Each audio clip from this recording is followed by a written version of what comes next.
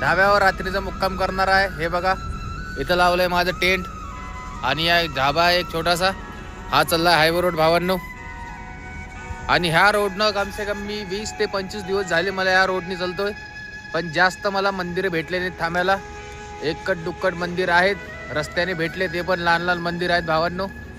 आणि जास्तीत जास्त मी पेट्रोल पंपवर नाही तर असल्या ढाब्यावर नाही तर कुठं पण जिथं जागा भेटली तिथं लावतोय टेंट। आता ढाब्यावाल्याला विचारलं, तो ढाबावाला बोलला लावून घे टेंट।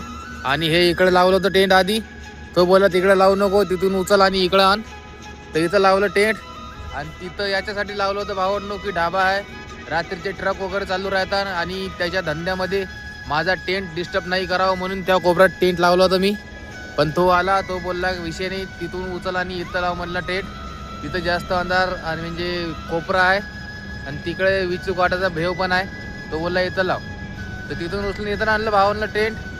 तर आता वाजलेत कम से कम 10 वाजलेत भावांनो आणि जेवण वगैरे करून मी झालो रेडी। त्याच्यापासून दही वगैरे घेतलं होतं, पोळी पण घेतली, तिथं जेवण करून मी झालो आता रेडी भावांनो।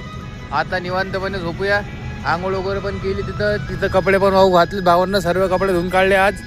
आणि आज माझ्या यात्रेला 254 दिवस झाले भावांनो, 4 धाम 12 ज्योतिर्लिंग यात्रा। आता सध्या मी कर्नाटकमध्ये आहे, मी चाललो पंढरपूरचे दर्शन करायला। पंढरपूर बाकी आहे भावांनो 300 किलोमीटर, तर 5-6 दिवसात आपण क्रॉस करून घेऊ। तुम्ही सपोर्ट नक्की करा तुमच्या भावाच्या यात्रेला आणि कमेंटमध्ये हर हर महादेव नक्की लिहा भावांनो। नमः पार्वती पतये हर हर महादेव, जय श्री महाकाल।